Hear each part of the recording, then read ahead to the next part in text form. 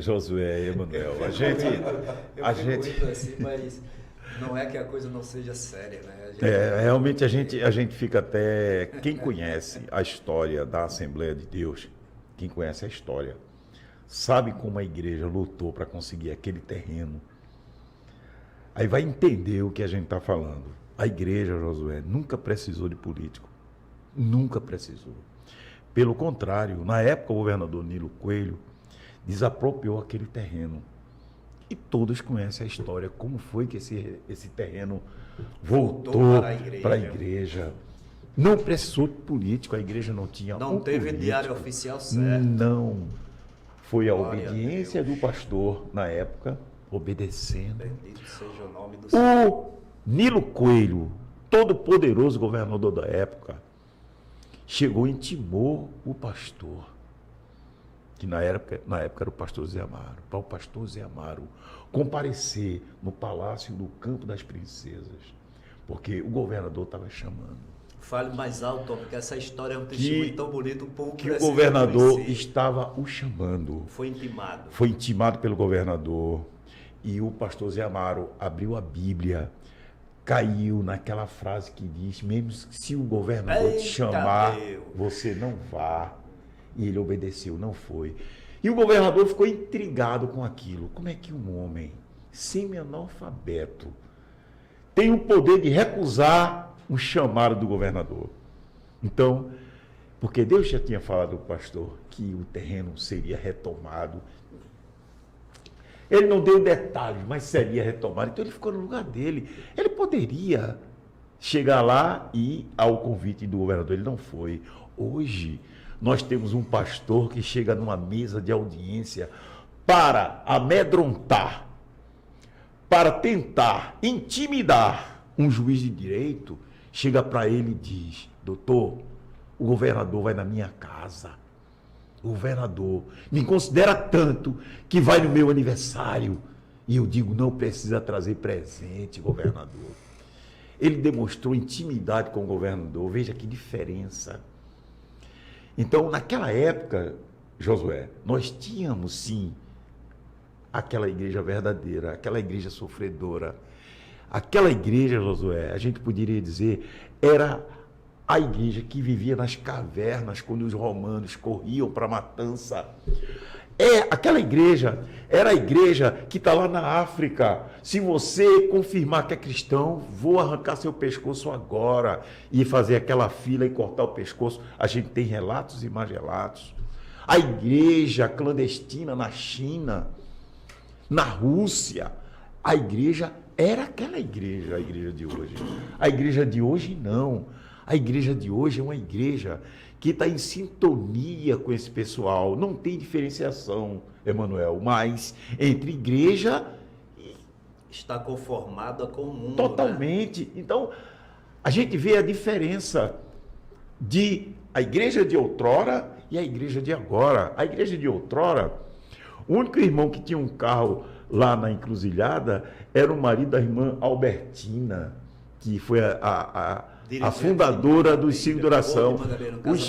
O esposo dela era o único que tinha carro. Todo mundo ia de ônibus, ia a pé, de bicicleta, lá para o Templo Central em Encruzilhada. Eu peguei essa época. A igreja foi crescendo, evoluindo, foi perdendo a sua essência, a sua característica. Aquela característica que Dom Helder Câmara falou para as pessoas que estavam criticando. Você sabe muito bem disso, Emanuel. Porque estavam nos valados, nas favelas, pregando o evangelho. Dependia. Pregava a verdadeira pregação de Jesus. Porque Jesus vivia assim, Josué. Jesus não vivia em palácios. Pelo contrário, os governadores, os líderes religiosos da época perseguiam Jesus exatamente por isso. Exatamente. Porque Jesus denunciava, Jesus não se conformava com aquela idolatria da época, aquela religiosidade que, na verdade, levava ao erro. A mesma coisa hoje, esses homens quando sobem no púlpito, que começam a pregar, toda a pregação cai por terra quando você vê ele sair naquele carrão, ele ter fazenda, ele deixa a política, cai tudo por terra. Você está entendendo? Porque você vai dar credibilidade, Emanuel, a uma pregação em que você só prega prosperidade e riqueza, enquanto o povo, a grande maioria, está passando fome?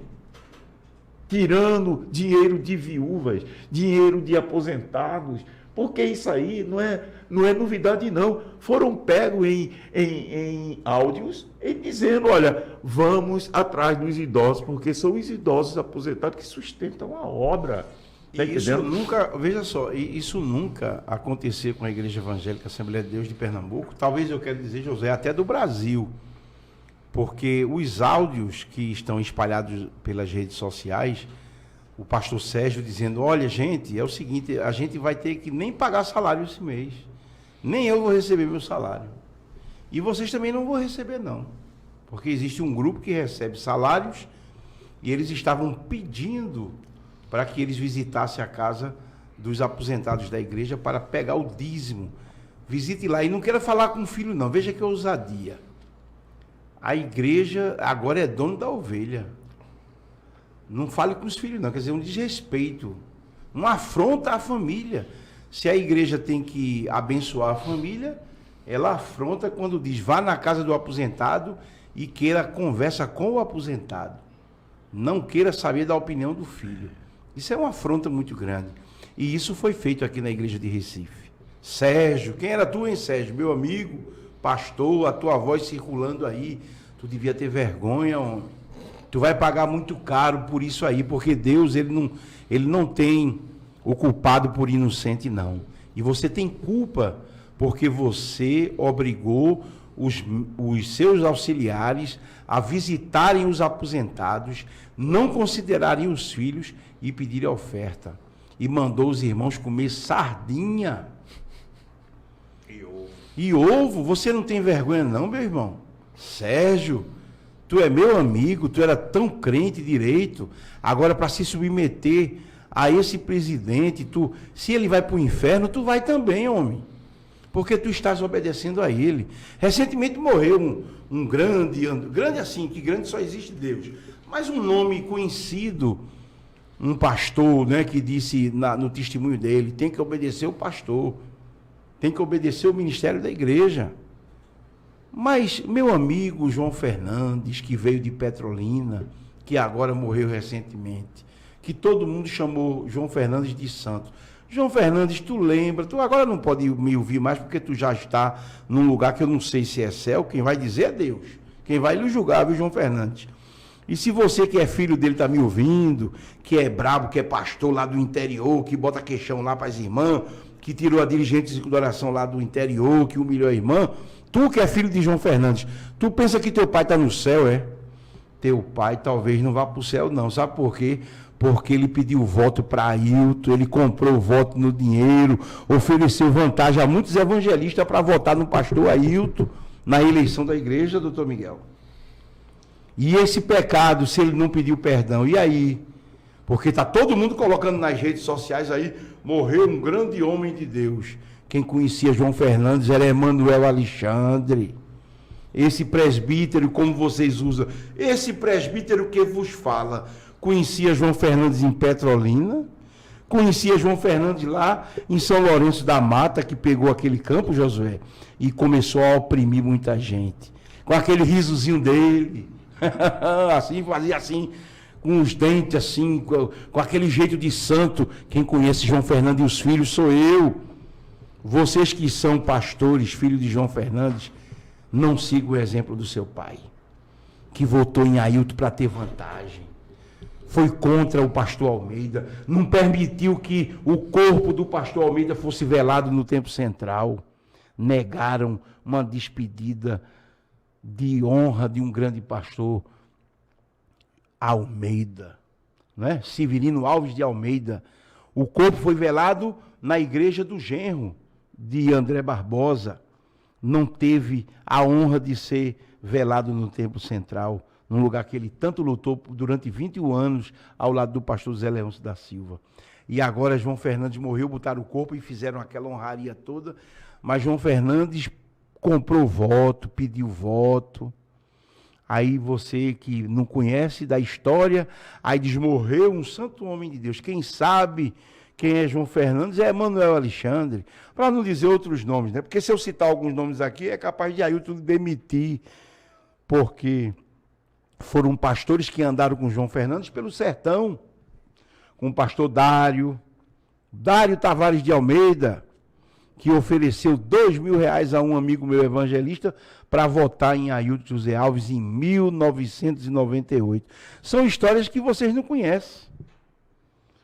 São histórias que vocês nunca viram, mas eu estava lá, participei. E o pastor Almeida, que Deus, né, já sabe que está num lugar bom, eu disse, pastor Almeida, o senhor vai ficar no Templo Central aqui? Irmão, eu estou entregando a Jesus, eu estou orando. Olha, enquanto o senhor está de braços aí, cruzado, sentado aqui no Templo Central, pastor Dário, evangelista Noé, João Fernandes, aquele outro de Palmares, Josué, que eu esqueci o nome, tu sabe. O de Palmares, um pastor antigo, que parecia com João Fernandes também, tu sabe. Amaro Mariano, eles estão pelo sertão, pelo Agreste Setentrional, pelo Cariri, pela Mata Norte, pela Mata Sul, pedindo voto para Ailton José Alves, pedindo apoio de política na época, os políticos, pressionando os convencionais a votarem nele. Se não pediram perdão, meu irmão, foram para o céu da boca, porque para o céu da eternidade com Deus não foram, não. Agora eu digo isso com tristeza, porque enquanto vocês pensam que esses homens são santos, esses homens são profanos. Eles profanam o altar. E vocês vão ter que pedir perdão a Deus. Aproveitem enquanto Deus tem usado Josué e o pastor e o doutor Luiz Miguel, que estão nessa labuta, denunciando as falcatruas, os erros da igreja. Como é que aqui está escrito? Aqui um acordo de um crente, de um pastor da igreja, na justiça para não ser processado. Um acordo já é confissão de culpa. É pecado, doutor Miguel. E vocês tratam isso como se fosse uma coisa normal. É muito importante, é bom frisar, né? Quando você o chama de pastor, ele era presbítero. Mas mesmo com todas essas denúncias... Foi consagrado pastor. A pastor. É. Enquanto tem muitos homens, e já teve, não sei se ainda tem, chorando, que tem os preparos, né? Tanto materiais como espiritual principalmente, estão lá no fundo do esquecimento. E um homem que faz um acordo na justiça para não ser processado, aí se pega ele e dá a igreja como pastor. Onde vamos parar desse Recentemente mesmo morreu um presbítero, com todo respeito à família, mas eu vou citar o nome dele aqui, porque eu não tenho problema nenhum, por nome de Severino Pedro, da Zona Leste. Fui presbítero durante muitos anos na gestão do pastor José Leôncio e na gestão do pastor Ailton José Alves. Um presbítero atuante, construiu muitas igrejas, continuou presbítero até o dia da sua morte.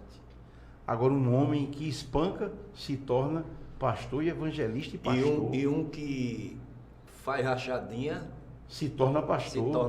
Meu irmão, onde é que a gente vai parar, irmão? Será que o povo não... Meu irmão, faço não. Uns presbíteros antigos. Isso é muito forte para uma igreja que a gente conheceu. Quer dizer, um espancador vai de presbítero para evangelista. E um rachadinha vai de presbítero para evangelista. Que igreja é essa, pastor Emanuel? E um presbítero que construiu casas de irmãos, fazendo mutirão. Meu irmão, isso é que muito construiu forte. Várias congregações. Entendeu? Não foi honrado porque podia ter morrido como pastor consagrado, porque era um pastor de verdade. Santo. Vocês, o que é que vocês estão pensando ainda? A única solução, doutor Luiz Miguel e meu caro Josué aqui, é que os irmãos precisam urgentemente fechar o bolso e não contribuir. Pegue o seu dízimo, transforme numa cesta básica e dê para o necessitado. Meu irmão, você pode fazer isso agora, nesse momento. Você estava com o dízimo aí, o envelope, já preparado para entregar hoje lá na igreja, no culto. Mas eu quero, não vou dizer que eu não posso me ousar, doutor Miguel, a dizer isso não. Eu vou dizer o que a palavra de Deus diz e afirma no livro de Malaquias: trazei todos os dízimos à casa do tesouro para que haja mantimento. Então transforme o seu dízimo em pão. Aí eu estou dizendo que é Deus que está falando. Não é isso? Porque eu poderia dizer... Falta essa parte. Para que haja mantimento, para que haja mantimento. E não carros blindados, Isso, passagens isso. aéreas. Agora, venha discutir Bíblia comigo, por exemplo, você que entende da Bíblia. O dízimo, quando Malaquias está ali tratando o dízimo, já estava o doutor Luiz Miguel tratando a corrupção dos pastores da época de Malaquias. 420 a.C., os pastores já estavam roubando, comprando fazenda, comprando casa, se locupetando com dinheiro alheio. E aí Deus usa o profeta Malaquias e diz assim: quem quer roubais? Aí os pastores pegam esse texto, mentindo na cara lisa, do Brasil inteiro, viu? Porque nós não estamos tratando só o problema de Recife, não. Recife pode ser considerado uma das igrejas, aqui a gestão da igreja mais corrupta do Brasil. Mas o Brasil inteiro está com esses pastores mentindo, dizendo: olhe, se você não dá o dízimo, você está roubando. Mas a interpretação correta não é essa, doutor Miguel. A interpretação correta é essa. Leia Malaquias 1 e 2. Quando você for ler Malaquias capítulo 1, capítulo 2, vocês vão observar o profeta Malaquias tratando os pastores que estavam roubando. Se eu sou pai, onde está a minha honra? Isso Malaquias falando. Por que vocês estão trazendo o pior para mim? Então ele está retratando em Malaquias capítulo 1 e capítulo 2 a corrupção dos pastores 420 antes de Cristo nascer. E hoje se repete literalmente. Literalmente, os pastores do Brasil inteiro, a maioria, não todos, mas uma boa quantidade de pastores roubando os dízimos, comprando aviões, helicópteros, fazendas, casas de luxo com piscina, entendeu? Empresas, lavando dinheiro, irmãos, dinheiro ilícito. Quer que eu diga uma coisa para vocês? Pastores do Brasil viajando para a Colômbia e para a Bolívia. Para quê, irmãos? Eu não posso falar, mas vocês sabem. Para lavar dinheiro escuso. Você acha que eu, por exemplo, eu tenho uma igreja há muitos anos. A minha igreja continua simples. Por quê? Porque é difícil você lutar com uma igreja séria. Como é que um pastor começa um dia desse e já tem uma TV paga, uma televisão? Dinheiro escuso, dinheiro de política. O político vai na igreja e dá aquele dinheiro, lava o dinheiro. Pastor, tome aqui 1 milhão, tome aqui 2 milhões. Aí o político pega 500 mil reais, limpo da igreja. Alguém perguntar, não, foi o pastor que me deu uma oferta. Ele me abençoou com uma oferta. É essa a linguagem que é utilizada. Porque agora os pastores estão com medo da nova lei que não deu certo, porque o governo anterior ia dar um perdão das dívidas da igreja. Agora não, doutor Luiz Miguel. Está saindo agora uma nova lei que o que for devido ao Estado vai ter que ser pago ao Estado. O dinheiro, Josué, que for dado de oferta, esse dinheiro sim, que for para a manutenção da igreja, esse sofrerá a isenção. Mas o dinheiro que for do Estado, das obrigações sociais, igreja como pessoa jurídica, esse valor não será perdoado. O leão irá cobrar. Porque a Bíblia diz, o próprio Jesus disse, dai a César o que é de César e a Deus o que é de Deus. Por que eu agora vou querer que a igreja não pague imposto? A igreja tem que pagar suas obrigações. Porque a igreja tem empregados. Tem as pessoas que dependem do INSS, dependem do Fundo de Garantia, das obrigações sociais, do plano de saúde. Então a igreja, nesse aspecto, ela como pessoa jurídica, ela tem as suas obrigações. Por que temer a autoridade? Quem teme a autoridade, como diz a Escritura, é quem vive à margem da sociedade. A igreja de Jesus Cristo não pode temer a autoridade constituída por Deus. Ela tem que pagar o que é de César. Se César pede o imposto, deve-se pagar o imposto. Isso é um quesito que a gente precisa retratar nesses dias atuais. Então eu queria fazer um apelo a você, meu irmão. Sinceramente, o Brasil inteiro, o pastor José Wélio Bezerra da Costa, numa live você pode ver aí, está nas mídias sociais, falando que precisa que o prefeito da cidade trate primeiro com ele a verba que é onde vai ser usada. É muita ousadia um prefeito depender da opinião de um pastor. Um prefeito, como disse o doutor Luiz Miguel, ele tem que ir no tempo do pastor Zé Amaro, ele tem que ficar pensando, por que o pastor não veio aqui? Eu chamei ele, porque o pastor confiava em Deus. De Deus ele esperava a resposta para que a igreja pudesse ser construída. Como diziam os antigos, cantando um hino assim, muito antigo: confiai somente no Senhor e mais feliz serás. Confia só em seu poder e a paz encontrarás. Crê já no Senhor e mais feliz serás. Confia no Senhor e mais feliz serás. Confia só em seu poder e a paz encontrarás. Isso que o doutor Luiz Miguel disse, o pastor Zé Amaro confiou no Senhor. E o templo central foi construído.